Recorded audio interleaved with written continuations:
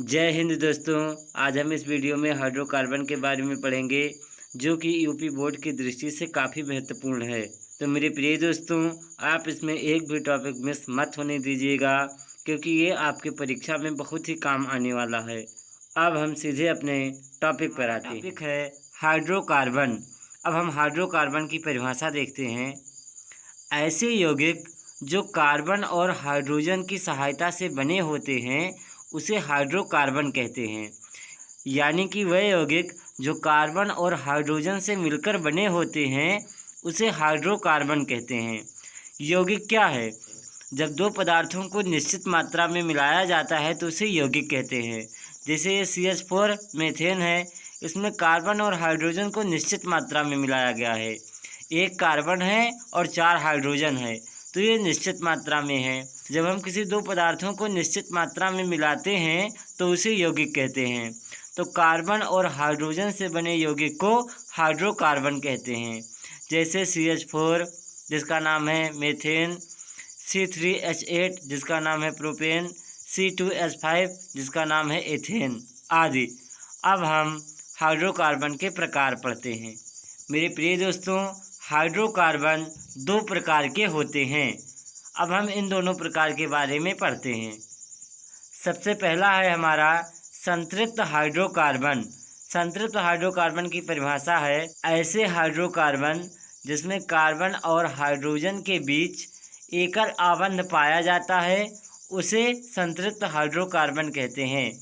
यानी जिन कार्बन और हाइड्रोजन के बीच एकल आबंध होगा उसे संतृप्त हाइड्रोकार्बन कहेंगे। जैसे इसमें पहला है कार्बन बीच में है और इसकी चारों वैलेंसी को कौन पूरा कर रहा है? हाइड्रोजन पूरा कर रहा है और एकल आबंध के साथ पूरा कर रहा है, तो ये कौन सा हो जाएगा? संतृप्त हाइड्रोकार्बन हो जाएगा। ऐसे इसमें भी है, ये भी संतृप्त हाइड्रोकार्बन है और इसमें भी एकल आबंध है, इसलिए ये भी संतृप्त हाइड्रोकार्बन है। इसका नाम मीथेन है, इसका नाम एथेन है और इसका नाम प्रोपेन है। अब हम अगला हाइड्रोकार्बन देखते हैं। अगला हाइड्रोकार्बन है असंतृप्त हाइड्रोकार्बन।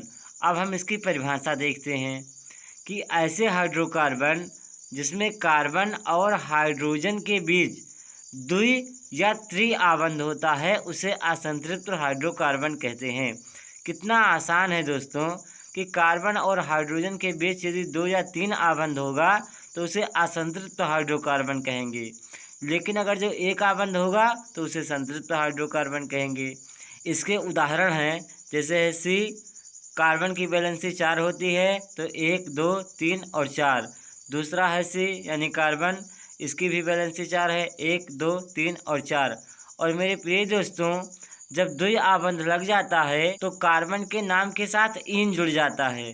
तो 2 कार्बन के लिए हमने क्या बताया था? जब 2 कार्बन होंगे तो उस कार्बन का नाम हो जाएगा एथ। उस कार्बन का नाम क्या हो जाएगा? एथ। और जब 2 आबंध लगे होंगे तो एच के साथ हम इन जोड़ देंगे तो इसका नाम क्या हो जाएगा? एथीन। इसका नाम हो जाएगा एथीन। दूसरा उदाहरण है, ये पहला कार्बन, ये दूसरा कार्बन, इनके बीच त्रि आबंध लगा है और एक एक हाइड्रोजन हमने किनारों से जोड़ दिया है, क्योंकि कार्बन की वैलेंसी 4 होती है। और जब 3 आबंध लगा हो तो कार्बन के नाम के साथ आइन जोड़ देते हैं। तो हमने बताया कि 2 कार्बन का नाम होता है एथ, और जब एथ के साथ आइन जुड़ जाएगा तो इसका नाम हो जाएगा एथाइन।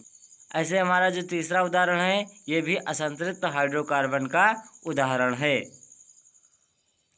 आशा करता हूँ दोस्तों कि आज आपने हाइड्रोकार्बन के बारे में एवं हाइड्रोकार्बन के प्रकार के बारे में अच्छे से समझ लिया होगा। मिलते हैं अगले वीडियो में एक नए टॉपिक के साथ। तब तक मस्ती से पढ़ाई करते रहिए।